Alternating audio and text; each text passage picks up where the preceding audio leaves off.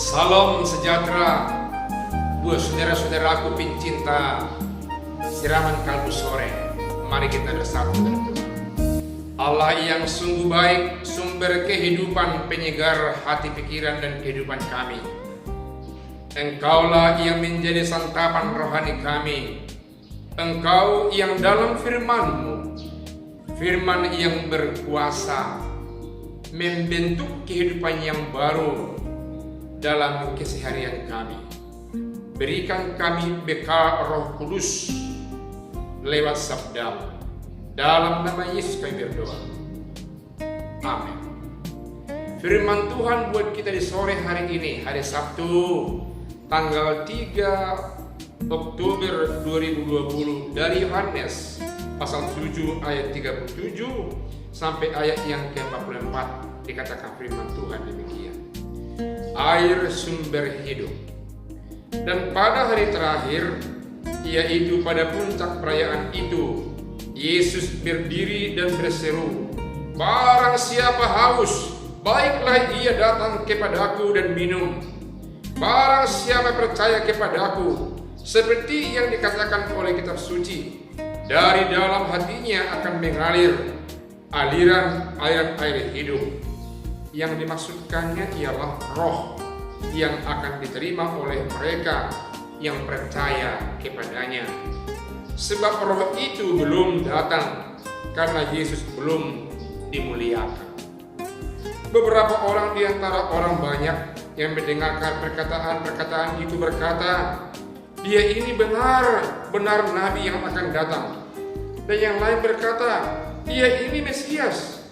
Tetapi yang lain lagi berkata, "Bukan, Mesias tidak datang dari Galilea, karena kitab suci mengatakan bahwa Mesias berasal dari keturunan Daud dan dari kampung Bethlehem, tempat Daud dahulu tinggal." Maka timbullah pertengkaran di antara orang banyak karena dia. Beberapa orang di antara mereka mau menangkap dia, tetapi tidak ada seorang pun yang berani menyentuhnya. Demikian firman Tuhan. Saudaraku yang kekasih, konteks atau situasi firman Tuhan ini muncul disampaikan oleh Yesus ketika mengikuti perayaan Pesta Pondok Daud. Pesta Pondok Daud adalah pesta peringatan bagaimana bangsa Israel hidup di tengah-tengah padang gurun, mulai dari Mesir hingga masuk ke tanah perjanjian, yakni Kanaan yang penuh susu dan madu. Mereka harus tinggal menderita di bawah pondok-pondok yang terbuat dari daun-daun.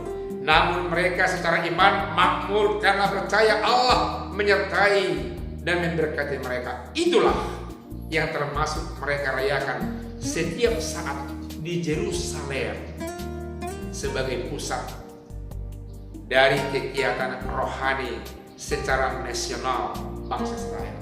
Yesus datang. Dia datang sebenarnya diam-diam karena waktunya belum tiba. Saudaranya duluan pergi ke Yerusalem dan dia seolah-olah menyelinap datang belakangan. Dan setelah sampai di Yerusalem, dia masuk bait Allah, dia mengajar di sana dan orang banyak yang terkejut, orang banyak yang berbicara memperguncingkan dia. Kok orang ini bisa mengetahui segalanya, padahal dia tidak pernah belajar seperti kita para ahli Taurat, para Farisi yang terus belajar, tapi pengetahuannya jauh di bawah pengetahuan Tuhan Yesus. Memang dia Tuhan kita Yesus Kristus. Oleh karena itu pada saat berakhir pesta itu dia mengambil posisi yang lebih strategis supaya orang banyak melihatnya, dan dia katakan, "Siapa yang haus, datanglah kepadaku supaya dia diberikan air kehidupan, supaya rasa haus itu terasa pergi." Haus maksud Yesus, yang haus secara rohani, yang haus dari secara perasaan aman dan nyaman, karena ketika itu banyak orang yang merasa tertekan, dikejar-kejar oleh peraturan-peraturan yang tidak pasti yang diberlakukan oleh elit-elit Yahudi.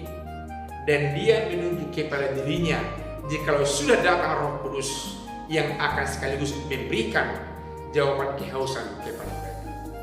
Mendengar itu banyak orang yang ribut, banyak orang yang bertentangan. Apakah dia ini Mesias?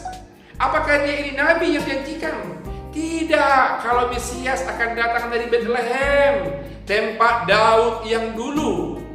Saudaraku yang kekasih, hal ini semua menimbulkan persoalan-persoalan di kalangan mereka. Untuk kita hal itu stop, nggak perlu diulas. Yang penting bagi kita sekarang adalah Yesus adalah akhir kehidupan. Yesus adalah air kehidupan, sumber kehidupan, awal kehidupan dan akhir kehidupan. Saudaraku yang kekasih, ada yang mau hidup dengan sehat, sejahtera. Mari datang kepada Yesus. Minta air kesembuhan, minta Roh Kudus memberikan kesembuhan. Doakan supaya Roh Kudus Tuhan dalam nama Yesus hadir buat saudara-saudara, menjawab kehausan saudara-saudara. Jika saudara haus dengan kebenaran, dengan keadilan yang sesungguhnya, jika saudara haus kesembuhan, kekuatan, ketenangan hidup, kesejahteraan, datanglah kepada Yesus. Amin.